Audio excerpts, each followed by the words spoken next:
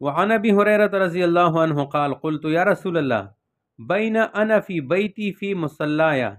اذ دخل علی رجل فاعجبنی الحال التي رآنی علیہا فقال رسول اللہ صلی اللہ علیہ وسلم رحمک اللہ یا ابا ہریرہ لک اجران اجر السر و اجر العلانیت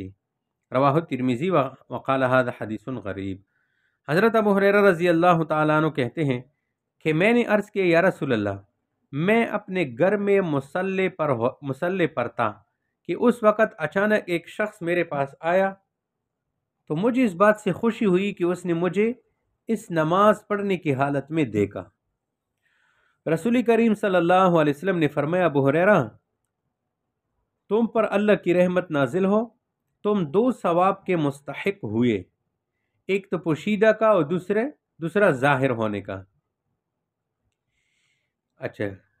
تو نبی علیہ السلام نے جواب میں فرمایا مقصد یہ تھا کہ یہ ریاکاری نہیں ہے بلکہ اس پر 2 اجر ملیں گی، یعنی یہ گھر کے اندر پوشیدہ طور پر نماز پڑھ رہا تھا لیکن اس کی نیکی کی حالت کسی کو بھی جو ہے معلوم نہیں تھا، صرف جو ہے اب کسی کو معلوم تھا کہ میں اس وقت نیکی کر رہا ہوں۔ تو یہ فرما رہے تھے کہ اس نیکی کی حالت میں جب مجھے کوئی دیکھتا ہے تو میں خوش ہو جاتا ہوں کہ یا رسول اللہ کیا یہ ریاکاری تو نہیں ہے؟ تو نبی علیہ السلام نے جواب میں فرمایا کہ یہ ریاکاری نہیں ہے بلکہ اس پر 2 اجر ملیں گے، ایک اجر تو پوشیدہ طور پر نماز پڑھنے کی وجہ سے ملے گا اور دوسرا اجر اس پر ملے گا کہ تم اپنی عبادت کی حالت پر خوش ہوئے۔ عبادت پر خوش ہو جانا بھی عبادت ہے، تو نیکی کی حالت پر خوش ہونا یہ ریاکاری نہیں ہے۔ حضرت انس رضی اللہ تعالیٰ عنہ سے روایت ہے کہ نبی کریم صلی اللہ علیہ وسلم نے فرمایا جس شخص کی نیت محض آخرت کی طلب ہو تو اللہ تعالیٰ اس کے دل کو غنی کر دیتا ہے اور اس کی پریشانیوں کو جمع کر کے اطمینان خاطر بخشتا ہے۔ اس کے پاس دنیا آتی ہے لیکن اس کی نظر میں اس دنیا کی کوئی وقعت نہیں ہوتی۔ اللہ تعالیٰ حصول معاش اور ضروریات زندگی کی تکمیل کے سلسلے میں اس کی پریشانیوں وغیرہ کو سب کو جو ہے ختم کر دیتا ہے، یعنی اس کے دل میں جو ہے جمعیت پیدا کر دیتا ہے کہ اس کو ایسی جگہوں اور ایسے اسباب سے معیشت مہیا فرما دیتا ہے جن کے بارے میں ان کو معلوم بھی نہیں ہوتا۔ اچھا، آگے پھر کیا فرمایا کہ جس شخص کی نیت اور اصل مقصد دنیا کی طلب ہو، من کانت نیتہ طلب الدنیا، تو جس شخص کی نیت اور اصل مقصد دنیا کی طلب ہو تو اللہ تعالیٰ اس کا فقر اور احتیاج اس کی آنکھوں کے سامنے کر دیتا ہے۔ جعل اللہ الفقر بین عینیہ، اور کیا کر دیتا ہے وشتت علیہ امرہ، اور اس کے ہر معاملے میں پراگندہ خاطر اور ذہنی انتشار و تفکرات کا شکار بنا دیتا ہے۔ اور ولا یأتیہ منہا الا ما کتب لہ، اور دنیا صرف اس کو اسی قدر ملے گی جتنا کہ اللہ نے اس کے لیے مقدر فرمایا ہے۔ تو بندے کو چاہیے کہ آخرت کو مقدم رکھے، جو شخص آخرت کو مقدم رکھے گا وہ کامیاب ہوگا۔ وعن عبداللہ بن عمرو انہ سمع رسول اللہ صلی اللہ علیہ وسلم یقول من سمع الناس بعملہ سمع اللہ بہ اسماع خلقہ وحقرہ وصغرہ، رواہ البیہقی فی شعب الایمان۔ حضرت عبداللہ ابن عمر رضی اللہ عنہما سے روایت ہے کہ انہوں نے رسول کریم صلی اللہ علیہ وسلم کو یہ فرماتے ہوئی سنا جو شخص اپنے عمل کو لوگوں کے درمیان شہرت دے گا تو اللہ تعالیٰ اس کے اس ریاکارانہ عمل کو اپنے مخلوق کے کانوں تک پہنچا دے گا، اس کو رسوا کرے گا اور ذلت اور خواری سے دوچار کر دے گا۔ اس روایت کو بیہقی نے شعب الایمان میں نقل کیا ہے۔ تو مطلب یہ ہے کہ اللہ تعالیٰ لوگوں کے کانوں تک اس شخص کی ریاکاری، مکاری، عیاری یہ پہنچا کر سنا دے گا، جس کا نتیجہ یہ ہوگا کہ یہ شخص ذلیل اور حقیر ہو کر رہ جائے گا۔ اس لیے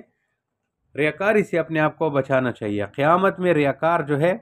ذلیل اور رسوا ہوگا۔ عن ابی سعید بن ابی فضالۃ عن رسول اللہ صلی اللہ علیہ وسلم قال اذا جمع اللہ الناس یوم القیامت الیوم لا ریب فیہ نادا منادن من کان اشرک فی عمل عملہ للہ احدا فلیطلب ثوابہ من عند غیر اللہ فإن اللہ اغنی الشرکاء عن الشرک۔ حضرت ابو سعید ابن ابی فضالہ رسول کریم صلی اللہ علیہ وسلم سے روایت کرتے ہیں کہ آپ علیہ السلام نے فرمایا، جب اللہ تعالیٰ قیامت کے دن کی جس کے آنے میں کوئی شک اور شبہ نہیں ہے لوگوں کو جمع فرمائے گا، تو ایک اعلان کرنے والا فرشتہ یہ اعلان کرے گا کہ جس شخص نے اپنے اس عمل میں کہ جس کو اس نے اللہ کے لیے کیا تھا تو اللہ کے سوا کسی اور کو شریک کیا ہو، تو اس کو چاہیے کہ وہ اپنے اس عمل کا ثواب اسی غیر اللہ سے طلب کرے جس کو اس نے شریک کیا تھا، کیونکہ اللہ تبارک و تعالی تمام شریکوں سے نہایت زیادہ بے نیاز ہے، تو ریاکار اپنا ثواب اسی سے لے جس کے لیے عمل کیا ہے۔ وعن جندب قال قال النبی صلی اللہ علیہ وسلم من سمع اللہ بہ ومن یرائی اللہ بہ، متفق علیہ۔ حضرت جندب رضی اللہ تعالیٰ عنہ کہتے ہیں کہ نبی کریم صلی اللہ علیہ وسلم نے فرمایا، جو شخص لوگوں کو سنانے اور شہرت حاصل کرنے کے لیے کوئی عمل کرے گا تو اللہ تعالیٰ اس کا حال لوگوں کو سنائے گا، جو شخص لوگوں کو دکھانے کے لیے کوئی عمل کرے گا تو اللہ تعالیٰ اس کو ریاکاری کی سزا دے گا، یعنی جو شخص لوگوں کو سنانے، دکھانے اور شہرت حاصل کرنے کے لیے کوئی عمل کرتا ہے تو اللہ تعالیٰ قیامت کے دن اس کی عیوب کو ظاہر کر دے گا اور اس کی پوشیدہ احوال لوگوں کو سنا دے گا اور اس کو رسوا کر دے گا۔ اسی طرح جو شخص دکھاوے کی غرض سے کوئی عمل کرے گا، اللہ تعالیٰ قیامت کے دن اس شخص کو تمام لوگوں کے سامنے لا کر دکھا دے گا کہ اس شخص نے یہ عمل فلاں کے لیے کیا تھا، اب میرے پاس اس کا کوئی ثواب نہیں ہے، یہ اپنا ثواب اسی شخص سے جا کر وصول کرے جس کے لیے اس نے یہ عمل کیا تھا۔ یہ ناکامی اور رسوائی بہت بڑی صورت ہے۔ وعنہ قال قال رسول اللہ صلی اللہ علیہ وسلم قال اللہ تبارک و تعالی انا اغنی الشرکاء عن الشرک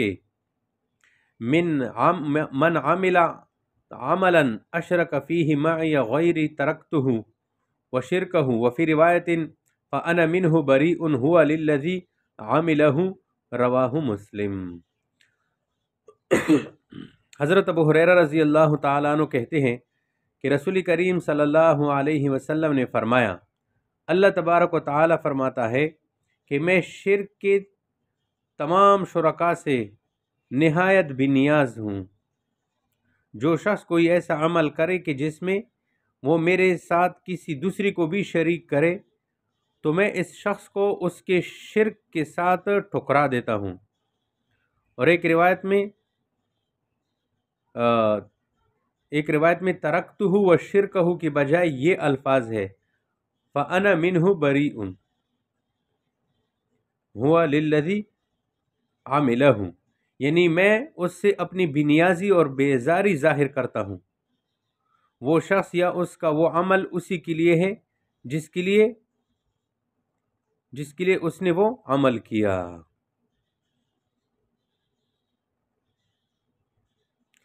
تو اغنی الشرکاء، انا اغنی الشرکاء، یعنی میں شرک کے معاملے میں تمام شرکاء سے نہایت بے نیاز ہوں۔ یا شرکاء بمعنی مشارکت ہے جو مصدری معنی میں ہے، مطلب یہ ہے کہ میں شرک اور مشارکت کے معاملے میں تمام شرکاء سے بالکل بے نیاز اور بیزار ہوں۔ میں خالق اور مالک ہوں، میرے ذات اور صفات میں میرے ساتھ کوئی شریک نہیں ہو سکتا۔ جو شخص کسی عبادت میں بطور ریاکاری میرے ساتھ کسی کو شریک کرتا ہے، میں اس شخص کو اس کے عمل کے ساتھ ٹھکرا دیتا ہوں۔ اب ریاکار آدمی اپنا ثواب اللہ تعالیٰ سے نہ مانگے بلکہ جس کے لیے اس نے عمل کیا ہے اسی سے اپنا بدلہ مانگے۔ جب اس ریاکار نے یہ عمل اللہ کے لیے نہیں کیا تو اب اللہ تعالیٰ اس کو کیا دے گا اور کیوں دے گا؟ اس لیے ریاکاری کی یہ قسم بھی جو ہے شرک میں داخل ہے۔ تو اعمال میں اللہ تبارک و تعالیٰ کے ساتھ کسی کو بھی شریک نہ کرے، یعنی دکھاوے سے، ریاکاری سے اپنے آپ کو بچائے۔ ان اللہ وملائکتہ یصلون علی النبی یا